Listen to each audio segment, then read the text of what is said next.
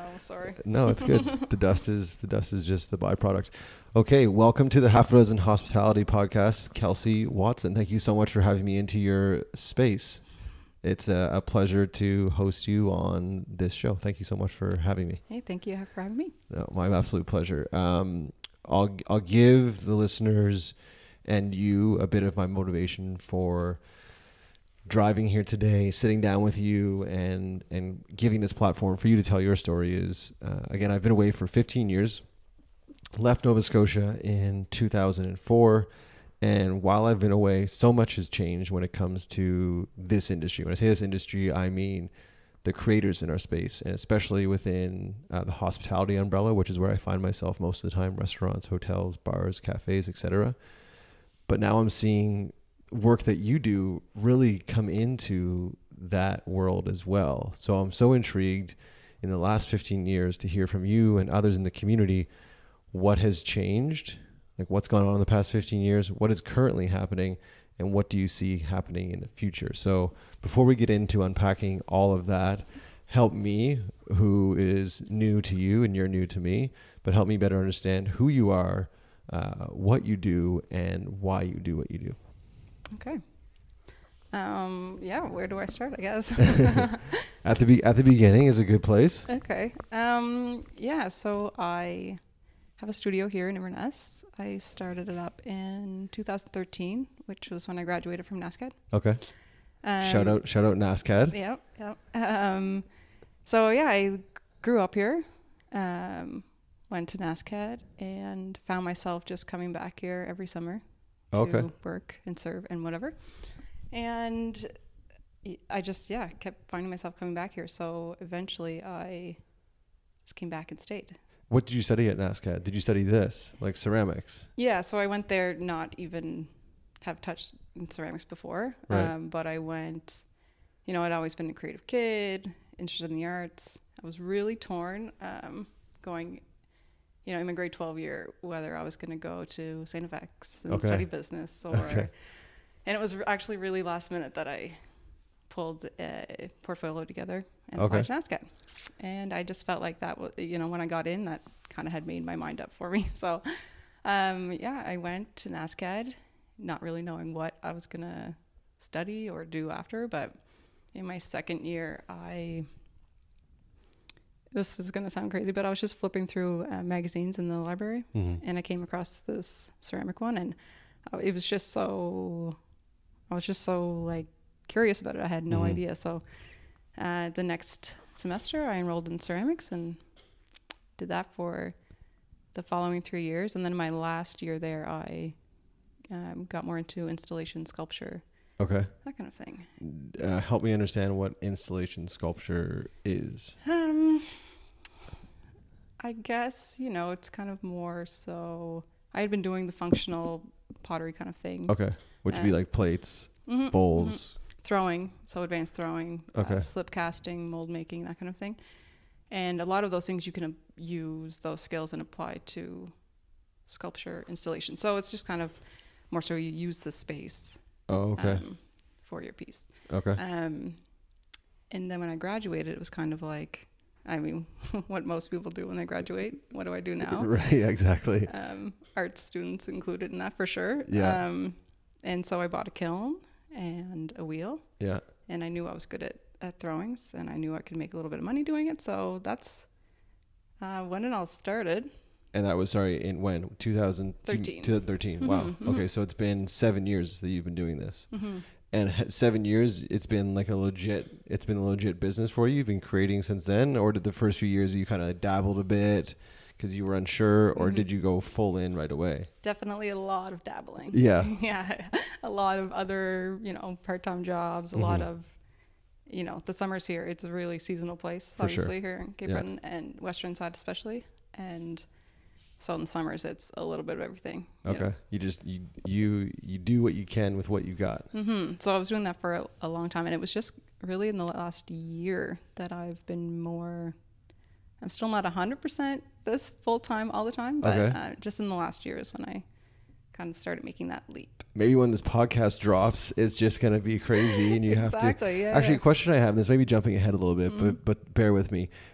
how could you or someone else like you doing what you do, which is create beautiful pieces, and we'll get into that, but say hypothetically this podcast drops or someone hears about you, they eat off your plate at a restaurant and they're super intrigued and they want to place a massive order, would you then be forced to bring someone in, train them, and have them work with you? Or does that change the product? Because I'm assuming, because it is literally your hands that are making these things, it is unique. The pieces are all unique. So how do you, as a ceramic artist, is there another term for it? No. Okay, ceramic artist. Potter, yeah. Yeah, potter. How do you facilitate growth without losing that uniqueness to, like, Kelsey's hands built this thing? Mm-hmm. I've been thinking about that lately because, there are some like smaller jobs in the shop that, I could train someone else to do, right. If it's wedging the clay or, cleaning the vats or whatever. But as far as the making, I know what a lot of potters who maybe are X amount of years ahead of me in their business, they often, and I've done this for other artists too, is they have other people make their forms. Okay. So they'll give you a sample. Right. Okay, make 100 of these. Oh, okay. So you've created a sample. You've created like the bones of what it is, and then your team would then execute fulfilling X number of copies of that. I might find another artist and have them do that, and then I glaze them and sell them. But I don't know if I could ever actually do that. I think I'm too much of a control freak. Yeah, I kind of imagine, and it's probably this is a unique conversation, I think, because it's applicable to so many of us in the creative space. Because when we do create something, whether it is a plate of food or the actual plate, it is so unique to us, and it's come from our hands and our energy to then pass it off, but somehow allow for it to still be sincere and genuine and all those things. I think, but that is the beauty of growth. It is, I think, is what you want to work to hang on to as you experience growth. And hopefully you do experience growth. Hopefully that becomes a reality for you, and you are challenged by, like, okay, how can I do this? How can I keep it super unique to me, but allow for some growth? And also in that, there's so other like spokes on that wheel, as far as I'm thinking right now, is like, okay, you bring someone in who's younger or a little less experienced, and then you coach them up and you train them, and then they open up their own shop. And that's, to me, kind of like the natural progression. No? Yeah, I think so. I don't know when I'll get to the point where I have other people making. Right. Because I don't know. It's like, as an artist, it's not just a physical thing that you make. It's your concept that you've been working on, and so much trial and error, and to perfect that piece. Yeah.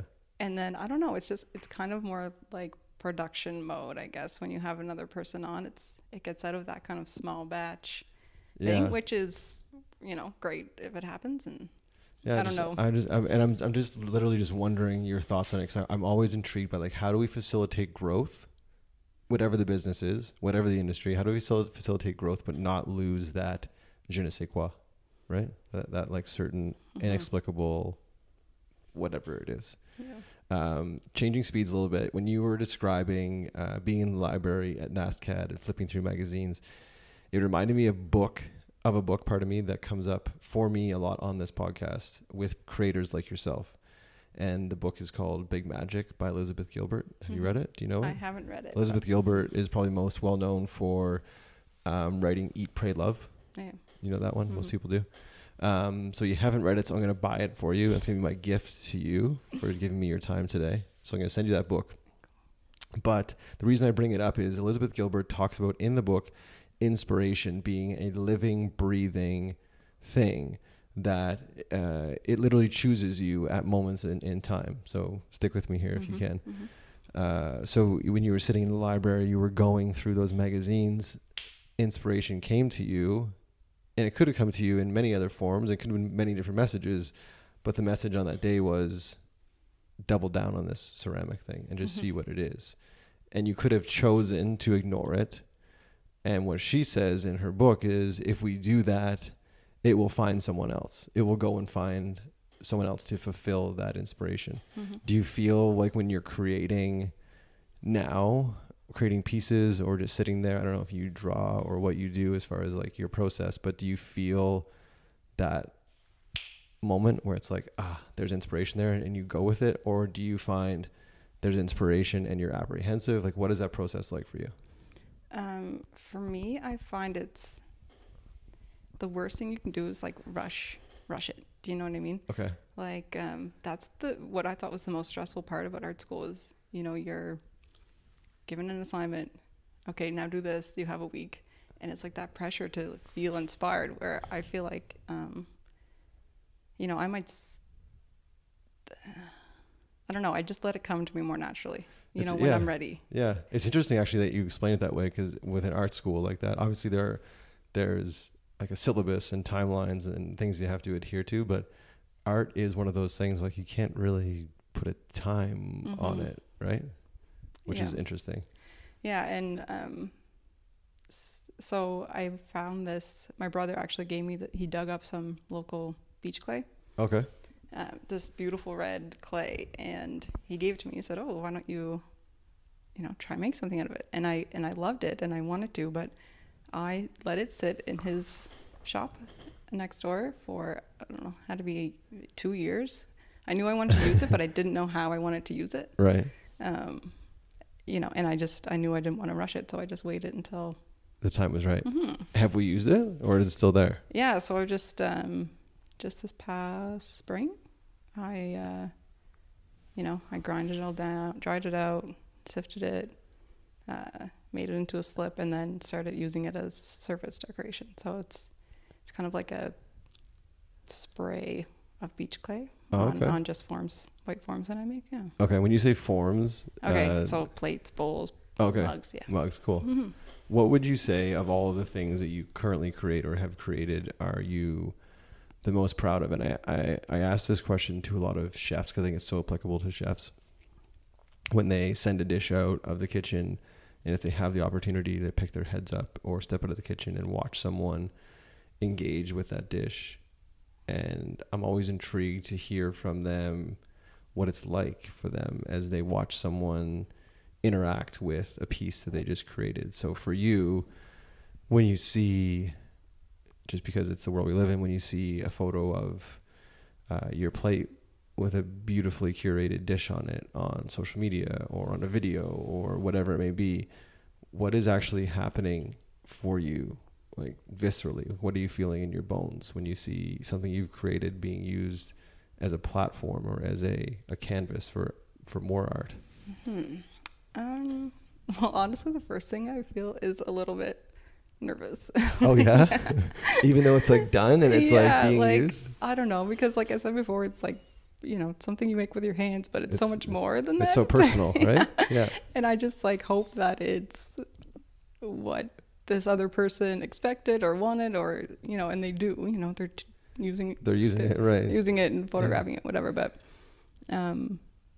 I don't know. I think one of the cool things is when people choose your piece, and, whether it be pottery or a painting or whatever, when they choose that for their home, or, something as routine for people as drinking coffee every day. Yeah. And they use your mug, and then they tell you, one of the weirdest but sweetest compliments I get is, that coffee tastes better in it. That's important. Which I'm kind of like, does it? Or anyway. I think I'm a big believer in energy. Like right now we're passing energy. There's energy in all the things you've created in this chair that I'm sitting in, the chair you're sitting in. And I think what you create as far as a mug for coffee definitely does. It impacts how that coffee is, how it sits, how it drinks, how it aerates, all those things. Yeah. And I think more than anything, it's just when it becomes part of your routine. Yeah, like when it becomes part of someone's ritual. Like I know, for example, I don't know if it's possible, but I would love to leave here with a coffee mug for my wife, because she is like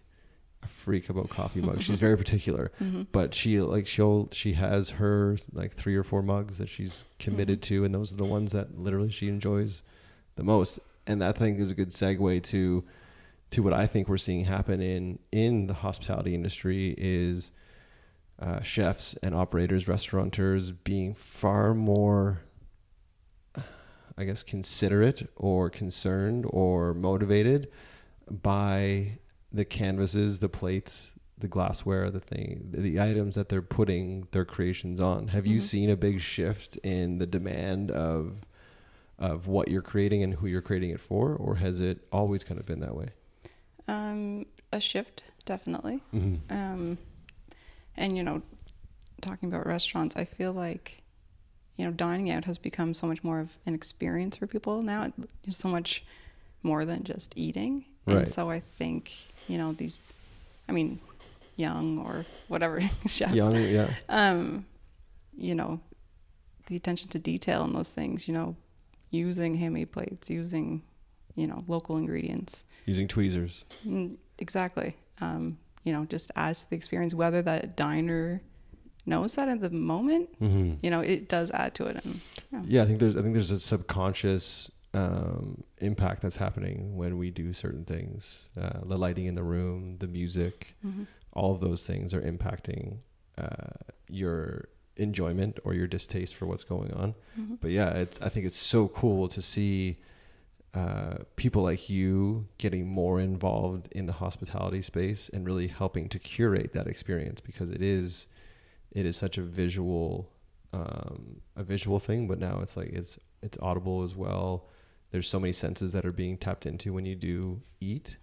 And to your point, like, how cool is it that you get to take part in something that people have to do every single day, and they're enjoying it on something you created. Yeah. What would be something that you've done, that you've created, that you are like the most proud of? Is there one piece or one line or one? Help me understand what would be something where you just like, you want to hang your hat on it. You're like, this really defines who I am and what I'm trying to do. Well, it's kind of seeing all my kind of lines come together. Okay. And seeing how they relate.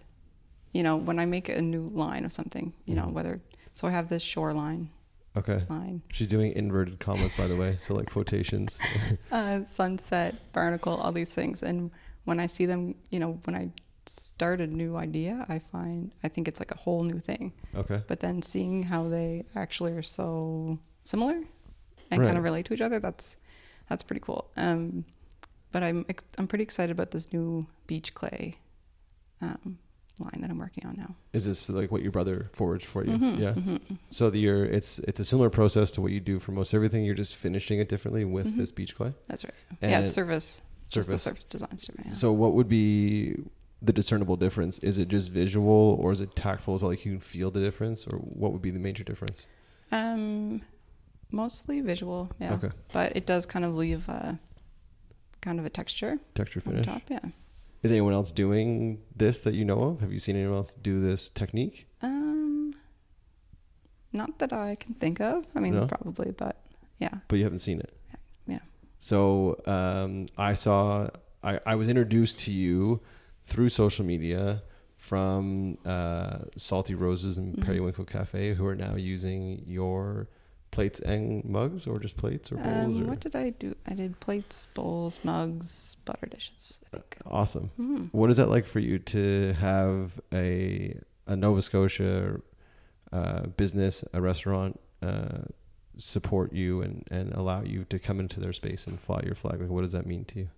I've loved Periwinkle for since they've opened, and I've been such a huge fan of Caitlin's jewelry for a long time. She went to NASCA as well a few years ahead of me, and seeing her start her business, and it's just been really cool to watch. And then when she included me in that, it was What was that process like for you? Did you have to put on your sales hat for a bit, or was it pretty organic in regards to, she's like, hey, you make plates, hey, we serve food on plates, so let's do something together? It was something along those lines. Yeah, you didn't have to like go knock on her door and be like, hey, I'm selling plates, I'm selling bowls. Exactly. Yeah. And same with the guys at Lebry.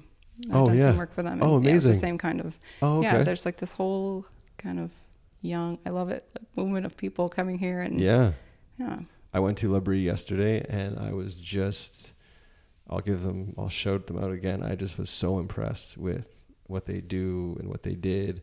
And I'm so used to visiting spaces like Labrie, coming from BC. But what I really liked about Labrie was the fact that it is on a piece of land that you could argue is one of the most special in the world. Like the view is absolutely world class. So they could very easily mail it in. They could just do fish and chips, really bad fish and chips. They could do really bad chowder, and they could have really bad service, but people would still come because the view is amazing. But they don't. They have an incredible room. The menu is awesome, and they happen to have great dinnerware that you create for them. So yeah, I was there yesterday. I was really blown away, and what a beautiful part of the island. It's stunning there. Absolutely stunning. Yeah, it's beautiful, and I'm so happy they're doing so well. Yeah, yeah, it was great to see. So are you looking for more partners like the Labries, like the Periwinkle cafes? Like are you how do I say this? Are you like actively searching for ways to grow your brand within the hospitality industry, or are you patiently just waiting for the opportunities to come to you? Like at what point, how do I say this? At what point do you put on your business hat and take off your artist hat? As far as, restaurants and things like that go, I'm not actively searching. I'm right now since January, I've been focusing on this whole wholesale thing, which is pretty new to me. Right. So I'm kind of in the midst of that with not a whole lot of time to reach out to different restaurants. The winter is a different story when things are a little bit slower. Yeah, right. Exactly. So sorry, finish your thought. No, just that, see what the winter brings. And yeah. Do you have an online store as well? Mm-hmm. So people all over the world can purchase your product, which is awesome.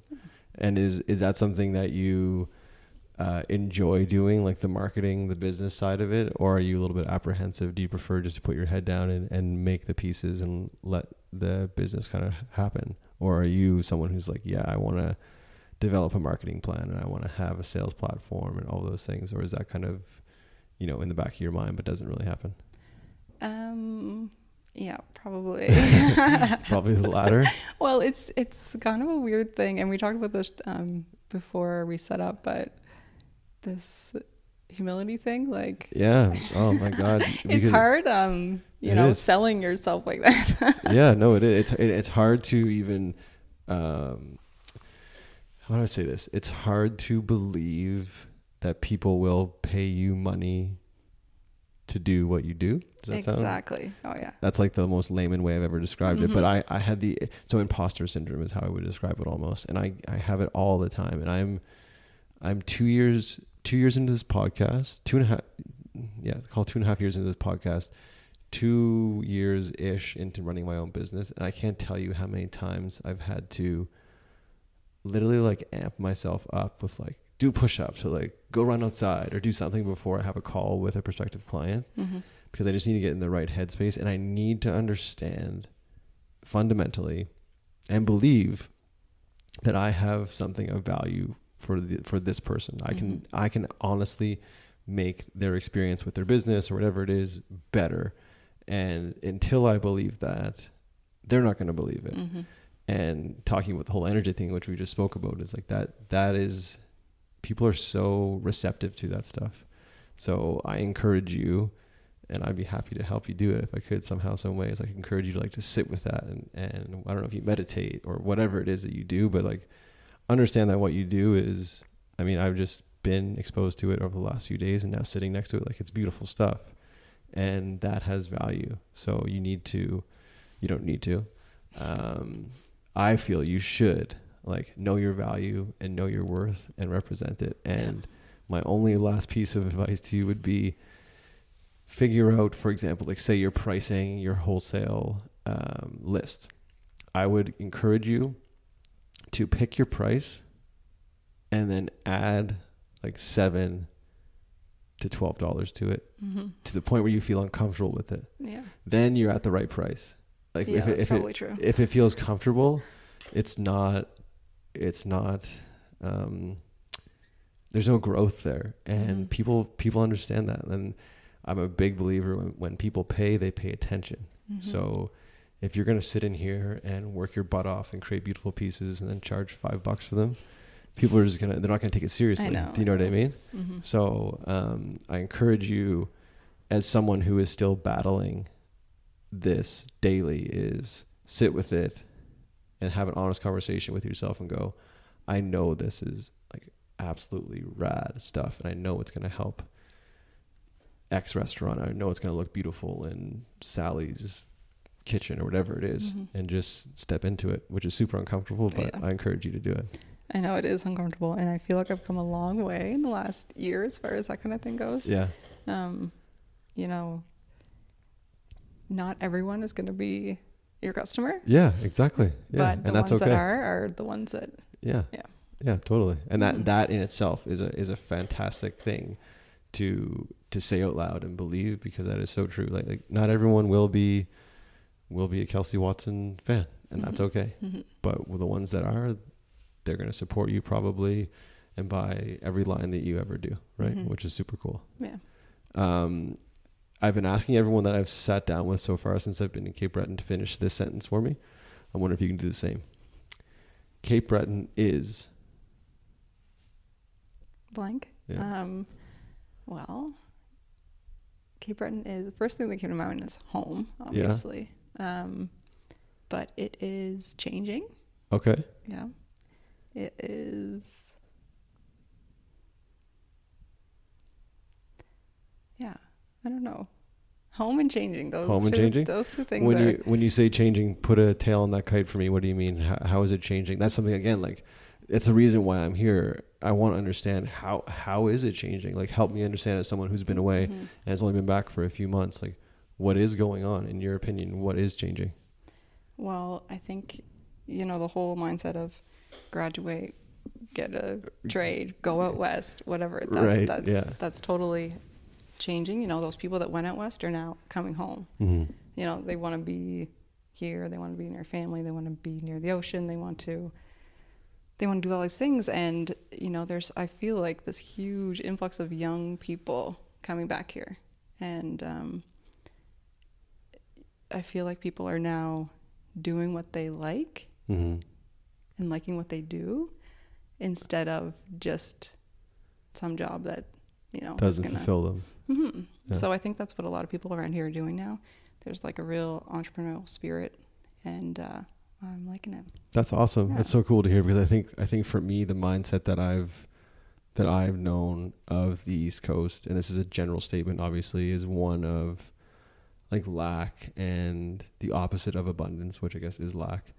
But even you hear people still today say, and I actually don't even want to say it on record, but they say things like the have-not provinces. And it's like, well, why did we shouldn't even be saying that.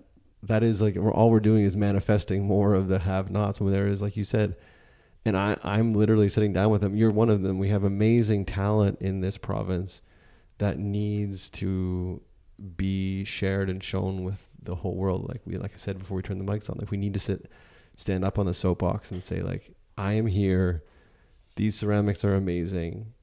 They cost X. They're going to look amazing in your restaurant, whether it's in London or Paris or Kenya or Germany. You need them, period. And then allow for the world to decide whether or not they agree or disagree. But it takes all of us, like, having I think that's something we don't lack on the East Coast, is we don't lack like what's the word? Like the strength. We don't lack the strength to like stand up for what we believe in. But I think we're very apprehensive to believe in ourselves. Yeah, you hit the nail on the head. Right? And I mean, how cool would it be if you could be that for someone, if you could be that beacon, if I could be with this podcast or with my business, if we could show people, like, guys, like, you can do this, but you got to believe in yourself first and foremost. Yeah? Yeah. We should start a podcast together. It's called Believe in Yourself. Inspiration we've talked about in regards to, like, we talked about Big Magic and how it's a living thing, and if it chooses you have to nurture it, or else it will choose someone else. With what you do, I'm assuming inspiration is a big thing. So when it comes to creating a new line, if you will, or a new piece, where do you look for inspiration? Are you going in the woods? Are you walking to the beach? Are you looking at magazines? Like, where do you find inspiration? It's one of those things for me where, the beach is, the ocean is relevant, like present in all my work, but it's not like I want to go to the beach, find a piece of sea glass and put it up, you know what I mean? Right. I think living in such close proximity to something as great as the ocean is just kind of, it's like a natural thing. Like, right. I don't know how to explain it other than, some of my lines are, okay, I want this to look like the sky at sunset and I'm going to paint this gold line through. Yes. But a lot of the time it kind of comes after. I might be working on, doing some drawings or, throwing some, shapes on the wheel, and then it kind of comes afterwards. Okay. Yeah. So it's not something that comes to you. So your process isn't necessarily, okay, Brad, I'm going to sit in a dark room and wait for it to come to me. Your process is, and feel free to jump in here, but my understanding of it is your process is action. Your process is I need to move and start creating. And then from that creation, the inspiration then finds me, and then I just follow it down to the finished product. Yeah, that's a good way to explain, actually. I think that's very similar to a lot of chefs too, is they need to be like using their hands. They need to be chopping, cutting, searing, steaming, doing those things. And then it comes to them like, oh, that could be done this way or this way.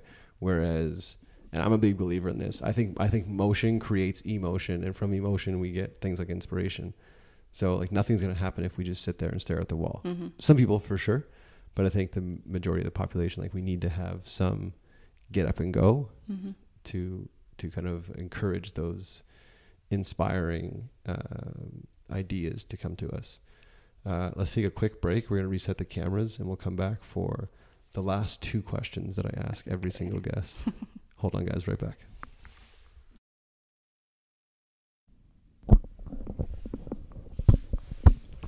Okay, we are back. Cameras are reset. I'll turn this guy down a little bit. So we were just talking about inspiration and how important it is to find it, but how you can't, I guess, as I think about it, I talk out loud, you need to move, but you can't force it either, right? Yeah. So it's like that fine line of like inaction and action, where you can't be doing too much, but you can't do nothing. Definitely. I think, work comes from work. And whether that's just, fleshing out some idea or physically doing the work, seeing what you like, moving on, or keeping with it, I don't know. Yeah. And maybe coming back to that piece, right? Yeah. Before I ask you the 2 questions that I ask every guest, I want for you to help the listeners and viewers understand as best you can, if they're out in their local community or they're traveling and they come across a ceramic artist or they come across ceramic pieces in a studio or something, how do they know, or how can they tell, I guess, or can you, when a piece is of quality? Like what would be the check marks that you're looking for if you yourself are looking at a ceramic bowl or a plate or a mug? Like, is there anything you can teach us as like general population? Like, guys need to look for this, this, this, and this. Is there anything, or is it literally just it's in the eye of the beholder? I think that's definitely part of it. We talked earlier about not everyone's gonna be a customer, and everyone's but there's a market for every niche thing. Yeah, for sure. So, a mug that you pick up might not be one that I like, but as far as a handmade mug goes, I think something for customers to think about is just the work that goes into it. Right. How can I tell though, as someone who's never done what you do, like how can I tell if this isn't really, imported from overseas just stamped with some pretty stamp, or like, oh my God, this is a Kelsey Watson piece, or this is a whoever piece. But what would be like, what could I see or feel tangibly that I could know, like, this is of quality, or no, this isn't that great? Or is it too hard to say? Is it really that difficult? No, it's not hard to tell something that's like, you know, manufactured, crappy, handmade, but I mean, the weight of it is one thing, or, you know, if there's a few of them there, if they're handmade, they're probably all going to be a little bit different, a little bit, right, you know, unique from each other. But yeah, I don't know. Do you find yourself when you are, I'm assuming you don't shop for plates and stuff because you make them, but if you ever do find yourself like in a studio or in a gallery picking up pieces, are you really tactful with it? You're feeling it and flipping it over and looking at it and yeah, kind of examining definitely. it? Yeah. And a lot of people, you know, because it's a breakable piece, they don't want to touch it, but like, you know, that's what functional ceramics is. It's, you know, to be used. And, you know, I sell mugs to people from town, and they tell me, oh, you know, I have that in my cupboard. I look at, you know, I don't use it, but I look at it. But I'm like, no, you have to use it. You know how much like time I spent, it's meant to learning be how to make a handle and you know, perfecting the rim, and like, I want you to use it. But I mean, maybe it's just maybe it is art to them, and they just want to look at it from afar. Before we move on from inspiration, I do have one last question in regards to that. Who would be someone that you currently would consider to be like a mentor of sorts, male, female, alive, dead, Nova Scotian or not? Like, do you have any that you think like, oh man, I really respect what they're doing or what they did? Do you have any top of mind, or are you just kind of doing your own thing? Sometimes I feel like I'm doing my own thing. I feel like kind of isolated here. Right. But there are definitely, you know, crafters all over the island that, like I said, Caitlin for one, you know, just seeing them progress in their business. You know, a few different people on Instagram follow along with what they're doing. But I can't really think of anyone. Like, no names are coming to mind?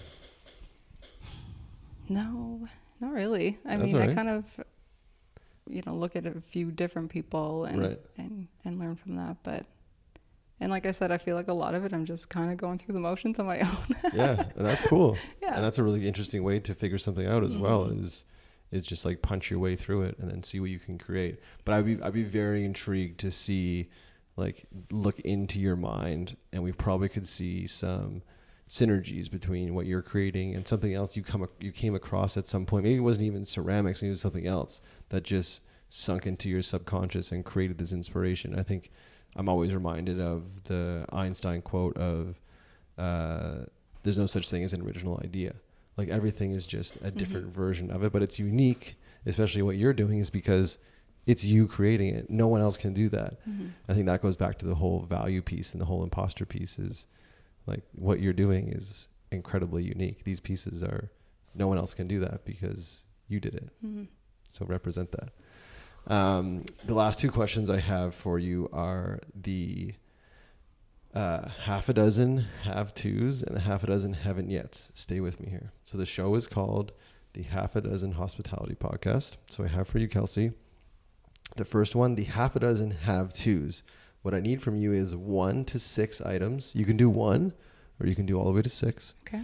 Of things you've experienced in your life that you feel like our listeners have to do. It can be a trip you've taken, a meal you've eaten, a hike you've done on the island. It can be, you know, a book you've read, an album you listened to, a concert you've seen.